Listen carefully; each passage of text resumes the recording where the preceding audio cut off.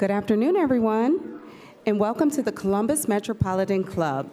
I'm Niele Juris, the Senior Director of Communications and Engagement for MORPC, the Mid-Ohio Regional Planning Commission. I'm also a member of the CMC Board of Trustees.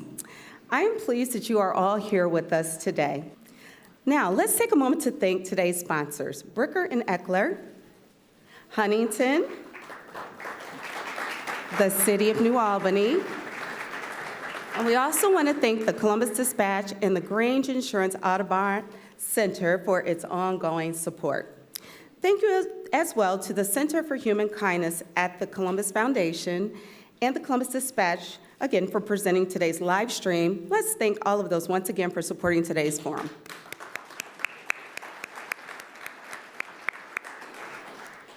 So at today's forum, we'll be looking into the future. Licking County's idea of future as it prepares to welcome Intel and so much more growth. Parts of Licking County, Ohio will be unrecognizable 25 years from now. Can its planners and leaders provide the right mix of housing, control and manage sprawl, maintain green space, and create transit solutions that look beyond cars? With today's panel, we will envision what Licking County's idea Intel future looks like. And now, please join me as we introduce our panel. Please welcome Joelle Kuzum with today's sponsor, Bricker Eckler. Joelle, the podium is yours.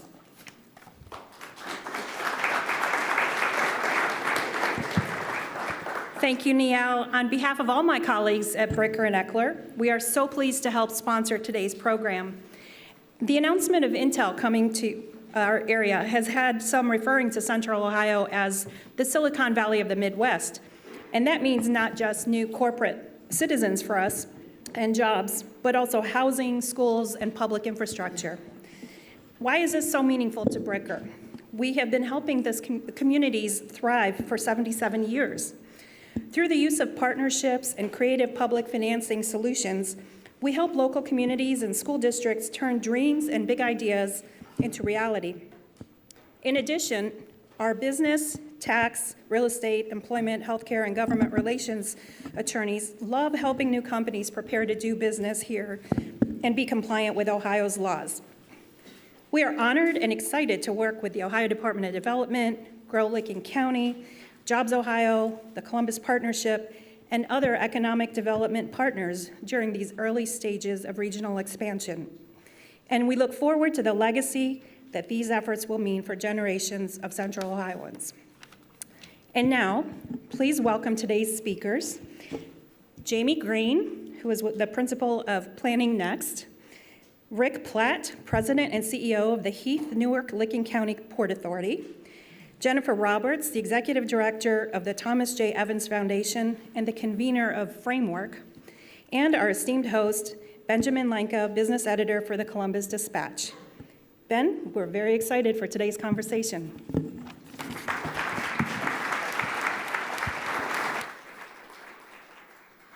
Thanks so much, and thanks to everyone for coming out today. It's good to see what a full crowd. My goodness, look around.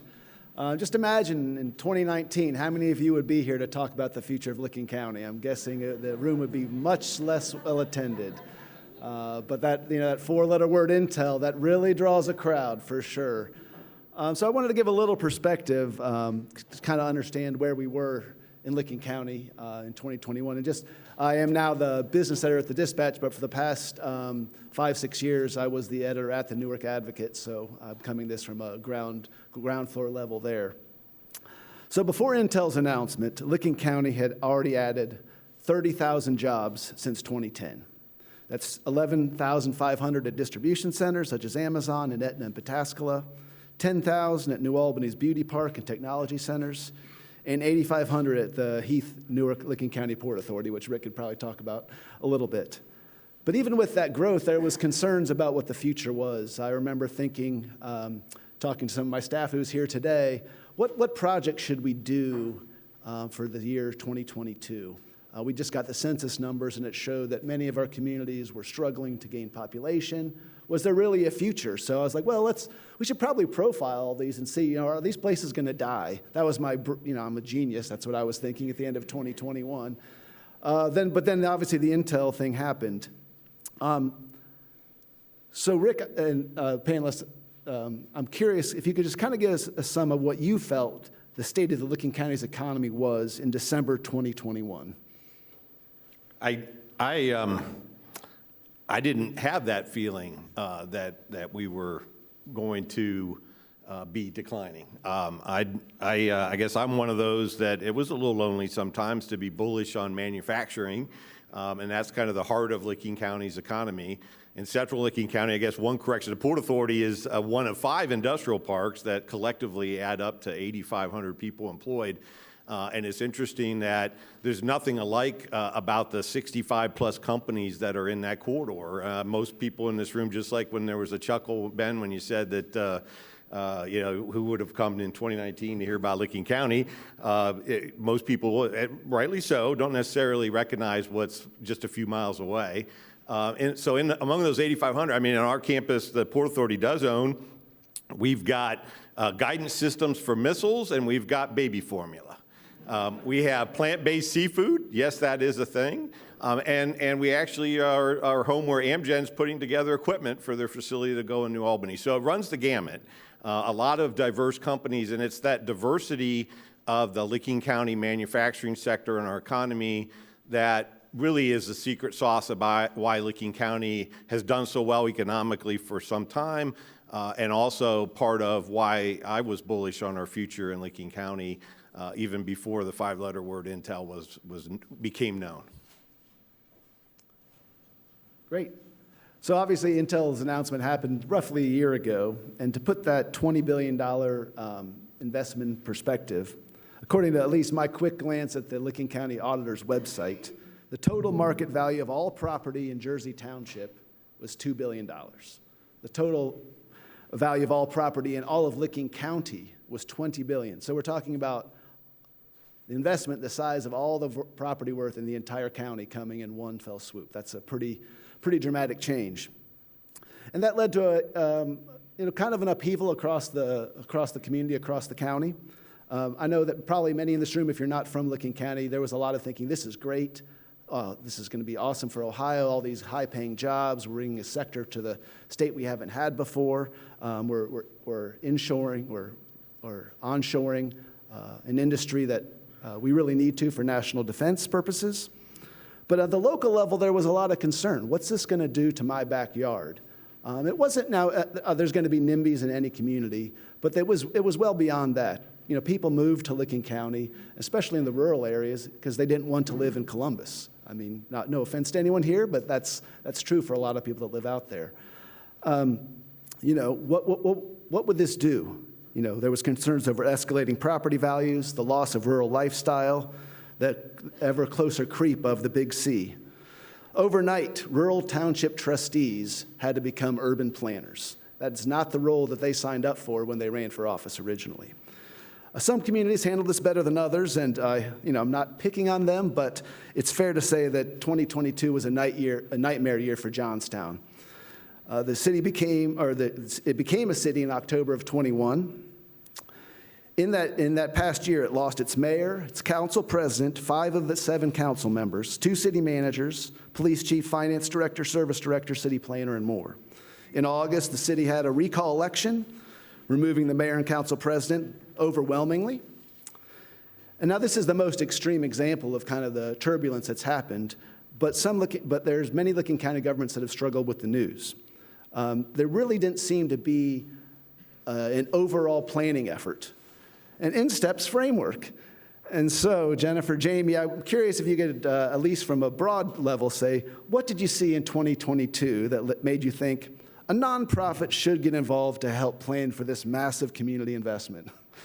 Well, I'm not sure it immediately popped into our minds to step into this role, but our role in the foundation, we have served many municipalities in partnerships where we have bike paths, public parks, lots of resources that we make available to the public at no cost in partnership with these government municipalities.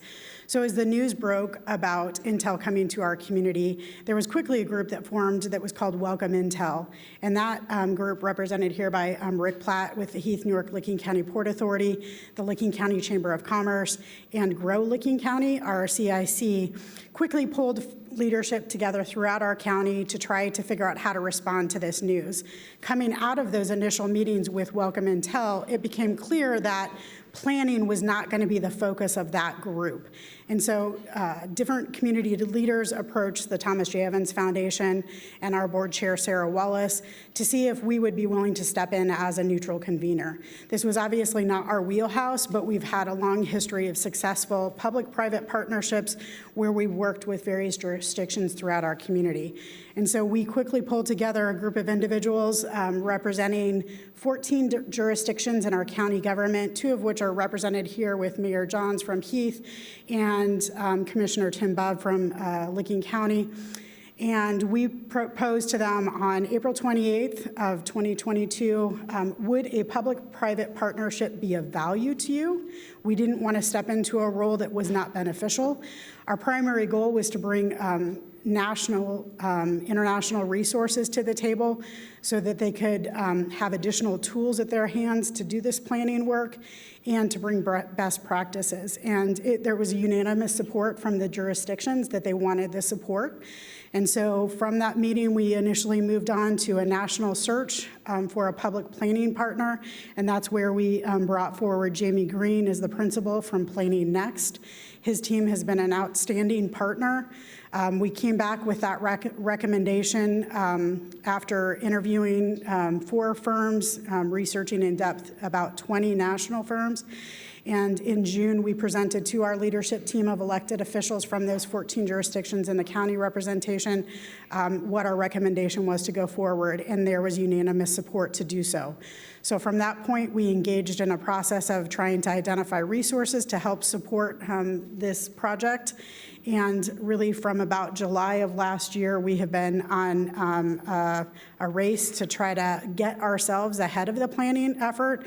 Many people tell us we should have been doing this a long time ago, but the reality is within Licking County and the way our government is structured and the autonomous roles of each of the township trustees, the village administrators, and the city mayors, this probably wouldn't have happened without this news. So we have an extraordinary collaboration, a great partnership of elected officials, and that's really how we stepped into this role. And Jamie, what have you heard from people, and I assume it's probably different things, but what do they want to see for Licking County's future in light of the Intel development? Sure, Ben. Before I do that, I just hope that folks in the room appreciate what Jennifer just said, that a development organization, it's not in their wheelhouse, chose to provide leadership in their community in the face of so much unknown activity. Like no one, I mean, we've even talked to the folks at Intel, and certain questions, they'll say, we don't know yet, we don't know. But they stepped in there, and many of you I know in the room have been involved in planning processes in your own community. And those can be tough, and those can be challenging. Imagine someone being willing, in this case the Evans Foundation, to step up and claim leadership of 15 different jurisdictions. I mean, that is phenomenal. And that just doesn't happen. So I think there's a just amazing point here about the value and importance of leadership in these kinds of efforts. So the question, Ben, that you wanted me to answer was, what are we hearing from folks? Yeah, so, you know, we have been really fortunate on the engagement. There's probably, 3,000 people who have participated in our engagement efforts so far, telling us what they think is important for their community. We have taken what they've told us and distilled it into 14 principle statements that are going to guide the work. But there are statements in there that I don't think would have been predicted years ago, things like a full range of housing choices. You know, we all like our own sort of individual things. There's principles in there about favoring inward direction of growth first before going outward. There's importance about the fiscal health, that the development process that we go forward with has got to yield a fiscal benefit. We work in a lot of communities in other places in the country as well, where leadership believes that any development is good development and good for them. But the reality is that tax laws and land uses and different kinds of communities yield different sort of net sort of benefits. But this is an effort that says framework, whatever it puts forth, really ought to be checking about our fiscal health here, and we need to benefit from what we're doing. So there's a whole host of them, but I think there's right now a whole host of really good, basic blocking and tackling and making good communities. What we've begun to edge into is that if you're going to have this $20 billion significant global enterprise here, can you raise up the bar of what you're doing? Or when you leave the property of Intel, does it look like New Rome Hilliard Road or some other, lovely place in town? I'm sorry for whoever likes that place, but you know what I mean. You know that we've done a terrific job in the last 60 years of making really homogeneous, unattractive places that no one has an ounce of emotional attachment to. So what can we do in this part of Licking County that sort of rises up to this moment in creating quality places that we'll all be proud of?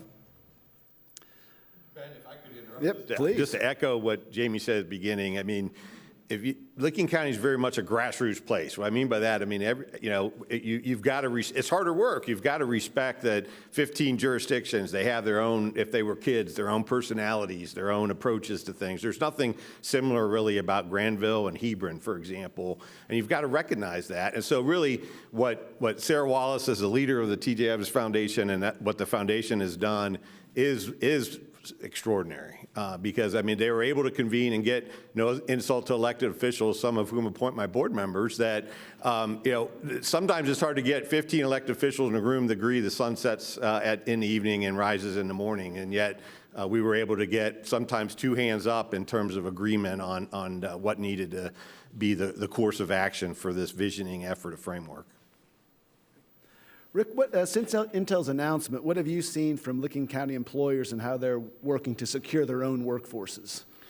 Yeah, one of my first 3 phone calls were people worried about, oh boy, did we make a right decision to focus on coming to Licking County? All 3 of them, though, I'll be happy to report, are in a good place. The first one's building a large building right now. They were worried, could they compete for construction? Could they compete to find concrete because they needed a lot of it themselves? But they overcame that fear of accomplishing it and are building right now. And the other 2 companies are at their highest levels of employment in the last 20 years on our campus. So there's that kind of first thing that hits is a fear of competition for limited resources. But I think it's something that I guess I'd love to keep hearing more and more. So I keep repeating it is it's time for Ohio to get used to growth. We can grow our economy, and that doesn't mean that we're all fighting for some shrinking piece. We're all fighting for a bigger piece of the pie.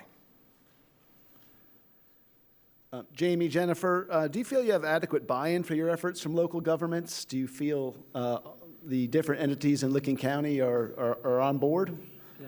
So all that these jurisdictions were asked was to support the process. Nobody knows what the outcome of the plan is right now.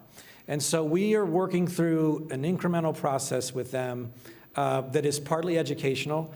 Many of these communities have never had to confront growth in this way. They don't have the tools to do this. And so it is very much an educational and building support. I can tell you that the group gets together monthly, and the spirit that is in that room, when I know there's tension, has been really remarkable. And I've seen a lot of groups over the years, but they really seem to be in the right spirit and trusting the process. And that's all we can ask them to do right now is trust the process. I think that's fair. It is an effort to pull people together, but we've had, I would say, consistent unanimous feedback that this process has been value added. The collaboration across townships and villages who would not traditionally work together because they're not adjacent to each other within the county, the relationships that are being formed, and on a number of occasions already, we have seen the results of the open communication. Every situation is not going to be a win for each jurisdiction, but they're at least talking to each other, and they're more open to collaboration, I think, than they were previously. So in my mind, I am extremely grateful for all of the elected officials who are serving. And truly, this process has opened my eyes. We all need to give our elected officials grace, especially in Licking County. We need to hold them accountable, but this is an extraordinary process that's been thrown into their laps. Many of them don't have the resources that they need to be able to make the best choices, and so they are all trying very hard to do the best they can for our community. Ben, real quickly, it's probably important to know that framework is not a land use plan, it's not a zoning plan. It is a more generalized direction about how and where growth should take place in this area. And these 15 jurisdictions, they make up about 250 square miles of a 700 square mile county. So we're dealing with this wedge. It also is about 70% of the population in the county, but it's that western part that we're really focused on. But we're trying to align these jurisdictions about how and where growth should happen in a more regional perspective. And I think that's probably why the spirit's good, too, because we told them we weren't doing land use plans for them. And on regional planning, how involved are you with, let's say, neighboring entities such as New Albany, Knox County, et cetera? Yeah. So we've had conversations with all of them that you just mentioned. We have interviewed about 85 different entities in our work, in addition to the general public. And so the New Albany Company have all been very open to us talking. The leadership in Knox County has been open. And in Fairfield County, one of my colleagues in the office is actually doing their long-range plan at the same time. So there's this spirit of collaboration. It isn't like this is just about Licking County. Don't talk to folks out there. It's not that way at all. There's a hunger to learn and share, and a strong recognition that we're all in this together. That the Intel site is relatively small to the larger area that people care about and the people that they care about. One of the entities most affected by growth is our local school districts, to the extent that some vocally oppose housing developments because they don't feel they can house more kids. How are the Licking County schools being incorporated into what Framework is doing? I'll start, Jennifer, and then you can go, because I like to share this part. They've been engaged, all 10 superintendents, on a regular basis. So they've been involved in a individual basis. They've been invited to give their own growth projections. You can imagine of all the different entities in the county, there's a lot of different growth projections. So we want to see what they were having to say. But the last meeting Jennifer and I had, and we were able to share with them where the work of Framework was, the group, we were only supposed to have about 10 minutes for an update, and it was like 30, 35 minutes with them. One of the superintendents was in southern Delaware County and opened 9 elementary schools when he was there. So there's somebody in Licking County who understands that dynamic in a really profound way. And then there was another superintendent who, when we were sharing with them the principles about like a mix of uses and walkability, those things, those basic bread and butter things, this one superintendent started talking about his son who would love to come back to Licking County, but there isn't a housing product that's like right for him. And so in the air, he starts sketching out this mixed-use village for everyone right there. He didn't know the vocabulary, but he knew the essence of the quality of place that young people would be looking for in his community. Anyway, we're engaged with them. They want to be more engaged with us. There will be a section of the Framework report that will address schools and how they should be treated, could be treated in this process. Yeah, I think it's a complicated issue. We, as a part of Framework and the Evans Foundation, a big part of why we chose to step up and take on this role is we want our community to be stronger in 10 to 20 to 30 years. And we want each one of our communities within Licking County to be able to benefit from this process. Our school districts in Licking County are really complex. We have one school district that touches property in 7 different townships. So if you think about that superintendent's ability to try to manage and interact with the government leadership within their community and be on top of decisions and plan for growth and understand what's happening, that's complicated. It's not ideal by any means. Also, the fact that when property is annexed, the school districts don't follow. That also adds a layer of complexity. I think what we hope to get out of this process is that we can give different elected officials, the superintendents, tools to help them be a bigger part of the conversation.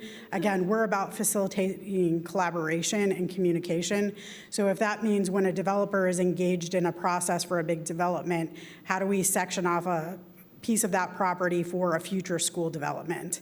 What kinds of steps can the communities take to communicate with the school superintendents so that they can plan in advance? My sense in speaking with the superintendents is that they just want to be planful, and they want to be able to respond to the growth rather than have it thrown upon them in a manner that they can't respond to. Our community, when we did a public survey, having strong schools is a really part of what makes our communities special. And many of us who live in Licking County, I'm a 20-plus year Licking County resident, I value the school district I'm in, and I want to ensure that not only my students, but future students have the ability to benefit from those strong schools. So they're very much a part of our process. This may be difficult to answer because the answer might be I don't know, but with Intel and the other development, how much should residents in Licking County expect their daily lives to change? Will it depend on where they live? Yeah, well, Ben, I would say first, like how would residents of Licking County? It's 700 square miles. That's 3 cities of Columbus, like the footprints in that area. So it's a big place. So we expect the folks in Eastern County that other than maybe some increased through traffic and maybe some housing out there, it's probably not going to change. But those folks that are right up against the Franklin County line, it's gonna happen. And so that's why, they're gonna experience the changes. And we read your paper, Ben, and we know, and the Newark Advocate, and we know that something's happening almost every day in that part, and it doesn't expect to slow down anytime soon. So that will be different. But there are efforts underway right now. There's at least 3 different transportation studies going on to look at how to improve mobility. There's a transit study that's not been awarded yet, but the Eastern Franklin, Western Licking transit study. So they're trying to, make that, as least worse as possible, going forward. But it will change. But the point of what framework is about is and we've talked to the transportation folks about this, you don't have to just pull the standard designs off the shelf and, give it to Western Licking County. Can we do something here that really meets, what these people really care about? So yeah, there may be some more congestion. Yeah, there's gonna be more development, but can it be done in a way that, you're proud of it and it returns value long-term? I think that's the issue. For those areas that are gonna change, it's going to change. We've done research on developable land in our section, it's 250 square miles, so it is the same size of Columbus, of what is developable there. And, we've taken out things like steep slopes and roads and water and, preserved. And then we've applied the projections that the BIA has put together that many of us are familiar with. And, there is quite a bit of land over time, if it's used well. And these are using the density that currently exists in the communities. If some of these communities said, oh, no, we need different housing product and we don't want to lose as much land, we're going to have higher density, then there could be even more land available. But it's something like, 40% of the land is easily developable, and a third of it would be taken up by the BA, a third of the 40% could be taken up. But we do know that the density is a tricky thing. In our work around the country, and we do research, engage public, we know that in general, when you ask the public about development, they're adamantly opposed to 2 things, and that's density and sprawl. And we're feeling that a bit in Licking County right now about how to address those two dynamics there. But it will change. And what's really up to the local jurisdictions is, what sort of rules or regulations are you, willing to put in place that will manage this, what's going on to the best of your ability? You touched on it a little bit, but I know that Newark-Licking County is probably the largest community in Ohio without a fixed route transit system. It sounds like that's at least being looked at. Yeah, I think there's a lot of good work because, sometimes I can be optimistic or naive, but I'd like to think that there's growing sensibilities about ways that we should get around in this country. And MORPC, I see a good MORPC team here today, are really thinking in all different kind of ways about how do we actually get around. It's connected to so many other aspects. It's not just about getting around. It's about economic development. It's about quality of life. And I would like, and I know that Licking County, there's conversations going on as part of this effort to address that in some meaningful way. Rick, you've long been bullish on manufacturing in Licking County and Ohio. What do you believe we should do now to capitalize on this moment? Well, I think it's a recognition that this reshoring of manufacturing is real. And I think Licking County is, for even before the Intel announcement, was a microcosm of that happening. There was a report came out in 2017 called the New American Heartland, and one of the 4 pictures on the front was a building in Licking County. And people quoted in that story talking about how the middle of the country was really going to be part of being able to bring back manufacturing to our shores and really serve the whole globe in terms of providing manufactured goods. And then in early 2021, Jobs Ohio was part of a report that came out from another think tank that totally focuses on the middle of the country. Same thing happens, that, okay, Ohio really is poised to be the place based on its history, but also on its future, the place that's going to welcome back manufacturing. So it's no surprise to me that that's already happening. And I think our challenge in Licking County is we need to. I got my cheat sheet of the things Intel's looking for in terms of skills. It's robotics, it's automation, fabrication, CNC machining. The list goes on. But the list of companies that want those same skills is actually equally long. There's a lot of companies right there in central Licking County. It's the largest manufacturing corridor in all of central Ohio. Companies like Boeing, THK, Nature's One, they're craving those same skill sets, and they're finding them. So that's why I remain bullish. Ben, I don't know if you're going to talk about housing, but if you're not, I'd like to at some point, because I think it fits in with what, what is being shared by Rick right now. Is it okay? Yep, yeah. of course. Well, Rick talks about trying to help these businesses. Many of you in this room, if not all of you, know about the housing challenge. We know that in the last 10 years in Licking County, that for every house or residential unit that was built, Rick and his group had 4 new employees. So 3 of those 4 new jobs had no choice, to be in the county, and that 28% of the workers, have to drive 25 miles or more to get home. I mean, that's a big issue about how to get employees to their life. Well, I guess we've seen it when we ask our customers where do they find their workers.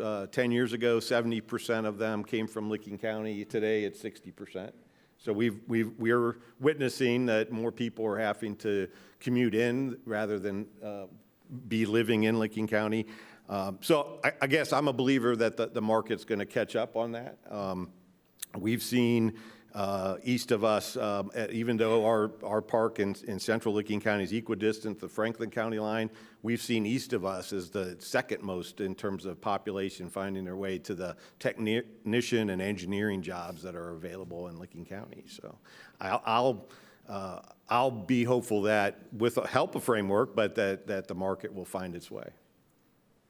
So we'll move to questions from our live stream and in-person audiences in just a minute. If you have questions, please make your way to the back in the microphone right now. So one more question for me, panel. Many people have used Phoenix and Arizona and Oregon as comparison communities for what we might see in Licking County. What of those models do you think is good, and what do you think we should be cautious about using? I might just speak up. I have not had the opportunity to go to Chandler, Arizona, but our team did go to Hillsboro, Oregon. And what I gained from that as a Licking County resident is how important planning is. So the quality of place on their streetscapes, on the construction of their buildings, It was a beautiful place to be, and I had confidence after making that trip that with appropriate planning, our community can shape what happens in the future. And I think that's really, really important for people to understand. We can't stop growth, and we're not trying to stop growth, but we're trying to provide guidance and direction on how to shape that growth in places that make most sense from a fiscal perspective, but also make us feel good about the place we live, work, and play. And from my mind, that is the one thing that I took away from that trip. I've been to both, and to me, the takeaway was a calming effect. You know, a lot of our neighbors in Licking County have been fearful, you know, don't want to be across the street, don't want to be near, and yet there was an alfalfa field across the street from Intel in Chandler. There was an apartment complex where we met a 25-year Intel employee who lived there before Intel actually came. So it was a calming effect for me that I could share with my neighbors that, hey, this is a good neighbor to have, at least in the two places that we've seen. Great. It's CMC's longstanding tradition to take audience questions. Doug Buchanan with CMC is curating questions from today's live stream audience. For those of you with us in person, please join Doug at the microphone. Out of respect for others, please keep your questions brief and to the point so we can get to as many as possible. Please also keep in mind that questions do end with a question mark. Doug, what is your first question? Yes, they do. Ben, thank you very much, and thank you to today's panelists for a terrific conversation. I'll kick us off with a question from the live stream audience. This question comes from Todd Houston, who asks, this question might be for you, Jennifer, is the foundation attempting to create any binding commitments among local authorities to help achieve the overarching plan for growth? We don't have a binding commitment within our jurisdictions. When we set out, we let them know that our goal would be to bring resources to them and that our collaboration was kind of one of goodwill and good spirit. It was difficult to ask our communities to make a commitment to something that we didn't know what the product would look like.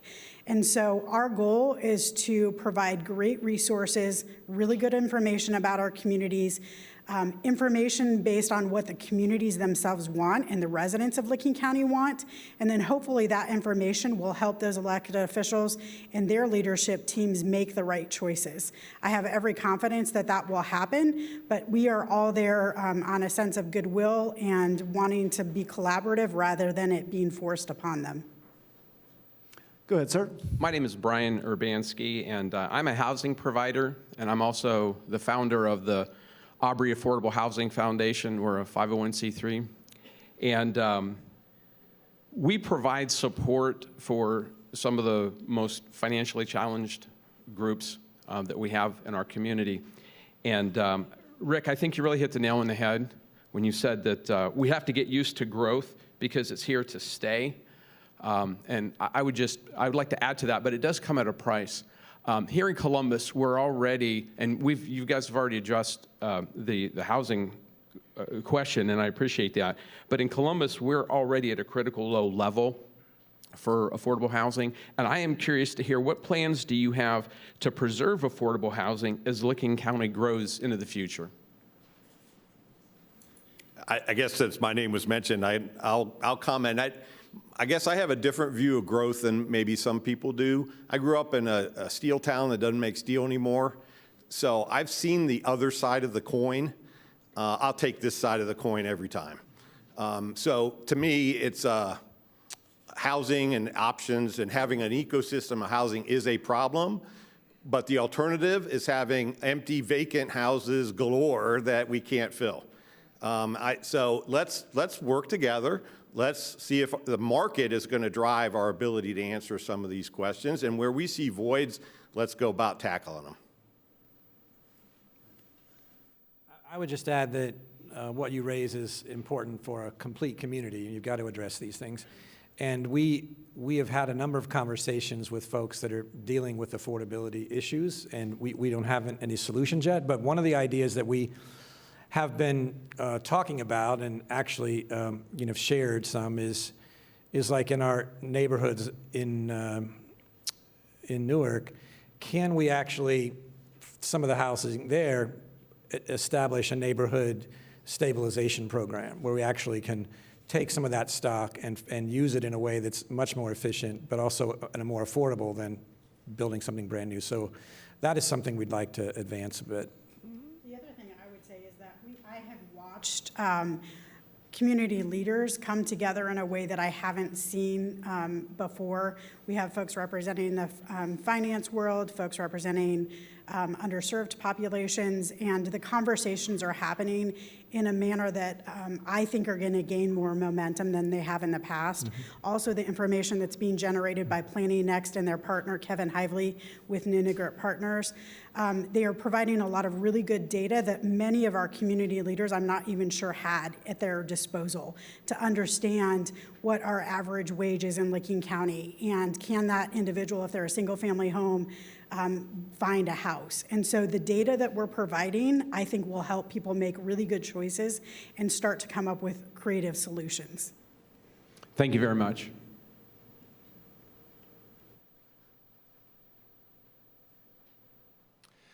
John Kazalia from the live stream audience asks, since CODA is now operating Licking County Transit, are we going to see CODA routes extended into Licking County? I don't know that I can answer that. I don't know what CODA's plans are. I know that CODA in general is interested in sort of the regional mobility questions, and they've been interested in Licking County in particular, but I don't know the answer to that specifically. I don't know that we have the answer, but the county commissioners are engaged with CODA. They're separate systems. We have our own separate system in Licking County, but how can they be working together? That's what the nature of the collaboration is to get them working together. Whether that results in shared routes is yet to be seen. And hopefully, if you read the Dispatch and Newark Advocate this week, you would have seen that there will be some test markets or test routes in Licking County this year from CODA. So. Hi, my name is Nikita. This is really, really tall. I'm a CCAD student, and I was just wondering, a lot of times when a city is expanding or if there's growth economically, it comes at the cost of the local environment. So I was just wondering what kind of plans you guys have in the future to like preserve it and like care for it more. So what we're crafting with the leadership group is what we're calling a conservation and development approach. So we're leading with what here is special to you, what here is environmentally sensitive, that should be conserved or protected. So we're starting with that. And so when I mentioned the amount of developable land in our study area, we'd already extracted land that, appears to have some sort of constraint on it, could be a water feature. So we are starting with that, and we think we've heard that strongly from the folks we've engaged with, is that the natural environment to them is important. There's also a group in the county that works to help conserve land. So there's a lot of land that's conserved. We have a map of all of that land as well. So I think that's part of the culture of some of the people we're integrating with, and this, if the leadership group supports it, there will be, the main product will be a conservation and development map. Does that help? Kinda. Well, go it again if you want. No, I mean, it's not just the land, I guess, that needs to be preserved. It's like the waterways and the like species and animals and stuff like that. So. Yeah. No, you're absolutely right. We think that was, I think that was kind of implied in your question. We also have the Nature Conservancy that's out working in the county right now that is looking at those kind of things. So we have been looking at it. We'll look at it even more based on your comment. Questions? Thank you. Thank you. Again, from the live stream audience, Richard Needles says, Licking County is currently 91% white. What impact will the planned growth and development have on the racial mix in Licking County? Is diversity a goal for Licking County? I know that our manufacturers in central Licking County would enjoy having more diversity among their workforce. So we hope that events like this catch attention to the fact that there's actually going to be more than just Intel was already in Licking County, that you know, you could go to jobs.boeing.com and find opportunities for jobs at Boeing right now. And so I think part of it is let's get attention for folks who are interested in job opportunities right now. To me, that's one answer to the question about diversifying the workforce of our region. I would also suggest that our employee base is becoming more diverse. It's not necessarily reflected within our residents yet, but as housing issues are addressed, hopefully they will become more in parity. I would just say, I think based on the number you gave and the growth that the county is going to see, I mean, more diversity will happen in Licking County. I mean, there should be no question about that. It's whether there's policies to encourage that and integrate all populations to make them feel welcome. But it will happen. That's just a no-brainer. Dan Fertelman with Schooley Coldwell Architects. How do we ensure a different pattern of development? Our current way of developing is an apartment community here, a housing community here without network roads.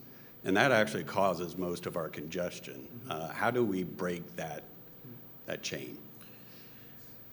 Well, Dan, we are at that point in this process. On the agenda in March is a discussion about character, and a lot of our work, it's not just about like what the land is used for, it's how does it manifest itself three-dimensionally, you know, when it happens. And a lot of folks don't think of it that way. I mean, you can go easily find comprehensive plans that have no real indication of the three-dimensional attributes of a place.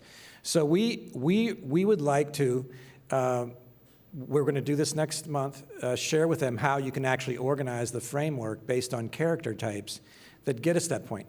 It ultimately will be up to them, like how they want to organize it, but I think that's fundamental, Dan. I mean, it's really frustrating that we haven't found a way in this region, you know, to do something other than a standard subdivision that, you know, creates a more quality place. Jamie, it sounded like Dan was volunteering to offer some pro bono advice to your committee. Just Hi, my name is Diana. I'm here with Otterbein University, and I actually grew up in Pataskala. I lived there for 23 years of my life. And I remember my sophomore year, we lost busing, and our school was so overpopulated that we had to have trailers outside to hold classes. So I guess my question is, as far as growth, obviously we are growing, but can you talk more about how you can start building the Intel without having a basis for, as far as like how it's going to affect schools? Because, I mean, correct me if I'm wrong, but I thought it said that the building will be done in 2025, right, which only gives schools a couple of years to deal with that overpopulation. And, you know, you also think about if you do have housing developments created, then you also have like fast food restaurants and gas stations, and the highway is also going to change. So how can you start building a building that's going to impact the environment so much around it, but not have plans for all of those other things as well? It's a great question, but it's just the nature of like our economy, how partly this works. Somebody decides they want to build a building, it's got the zoning for it, whatever, they build it, and then the consequences, you know, have to be addressed as it happens. This may not be good enough news, but, you know, there's a long lead time right now, relatively speaking, of the next 3 years, or 3 years when it started, for folks to react and start doing the planning. And there's so much planning going on right now in Western Licking County. I mean, it is extraordinary. Make your head spin if you try to keep track of all of those things that are happening. But they're trying to do that. And people are being mindful that there's a market that's going to be generated by not just the 3,000, but the suppliers and all the other development that Rick has talked about and that's going on in New Albany. They're well aware of what that's going to happen. So I think that is happening right now, but, you know, you're not going to see, you know, a restaurant open, you know, later this year just waiting for the Intel employees to come, you know, in 2 more years. It's not going to happen. But I think that there's a longer lead time here than you typically would expect in communities.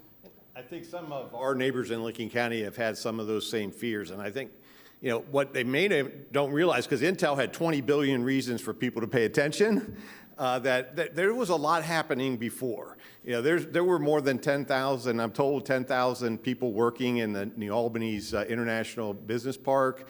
There's 11,000 at Etna. There's 8,500 in central Licking County in that manufacturing corridor. Our manufacturing workforce grew 41% overall in the county. There's been a lot of growth happening, and the market's working. It's absorbing. And so I think part of the effect is Intel got everybody's attention, and the stuff that happened before maybe didn't. Could I ask, I just want to ask one real quick follow-up. I think it's an important point to her question. The Intel is hoping to begin processing plants in 3 years, but I think it's safe to say that the full scope of the development might be decades out in terms of what it's going to look like in Licking County. Right. So I think there's more time than just the 3 years. Right. When I went to Chandler, Arizona, I tried to stay on Eastern time, so I go and do my morning walk, and I saw a lot of vacant property. And that's a place that has more sun than we do, and a little closer to a border than we are in terms of attracting immigration. So, I think there's a calming effect again, the fact that we've done this before. We really have. Hi, Jody Engel. I'm with the America 250 Ohio Commission, and I was wondering about tourism, and especially with the Hopewell Ceremonial Earthworks, perhaps, hopefully, getting the nomination for World Heritage as a World Heritage Site, and thinking about the influx that's going to be happening in that area and across Ohio. And I was curious if you could talk about how you've been thinking about that as it pertains to everything else you've just talked about today. Thank you. I would say that we are close with Dan Motor with the Explore Licking County Convention and Visitors Bureau, and he is providing us with up-to-date information on tourism and travel within Licking County. Beyond just the Hopewell site, we have a pretty extensive tourism within our county, whether it's Christmas trees at the holiday season or agricultural tourism with Lynn Fruit Farm and other places like that. So it is a big part of the fabric of our community, and it's important for us to consider as we move forward. So it's on our radar. Our net has been cast really broad with Framework. We have done an extraordinary job of trying to reach out to organizations that care about conservation, tourism, schools, land preservation, people who care about kind of entertainment and what needs to be enhanced within Licking County. We have really tried to leave no stone unturned. If someone has feedback about our community and about this process, we have a website. It's www.frameworklc.org. We collect information. I can guarantee, because I actually receive those emails and I see them, we are getting excellent feedback. So the breadth of feedback that we're receiving is very significant. It's not just restricted to land use and planning and more of the traditional planning elements. Thank you. One final quick question, and my apologies if this did get answered. Carol McGuire asks, when is that framework report due to be released? I have no idea. No. No, this summer. I think June or July is the time we're looking for. All right. Everyone, my script says I'm supposed to say I do wish we had more time, but I really do. But I'm getting the wrap-up signal, so we'll turn it back over to Neil Jurist for the concluding remarks. Well, I hope you found today's forum encouraging. One thing is for certain, growth is inevitable. Exciting things are happening in our region, and we must be intentional in planning for it. So thank you to Bricker and Eckler, Huntington, and the City of New Albany for sponsoring today's forum. Thank you as well to the Columbus Dispatch and the Grange Insurance Audubon Center for its support. Thank you to our virtual seat patrons and to the Center for Human Kindness at the Columbus Foundation and the Columbus Dispatch for supporting today's live stream. And a very special appreciation to today's speakers, Jamie Green, Rick Platt, Jennifer Roberts, and our host, Benjamin Lanka. Let's give them all a round of applause, please.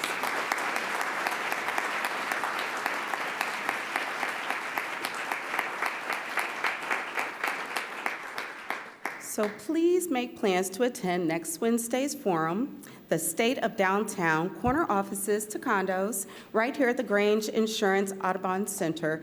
Please also take a moment to answer the short survey at the bottom and the inside of your program that's in your form flyers. Thank you, everyone. We cannot do this without you, and have a great afternoon.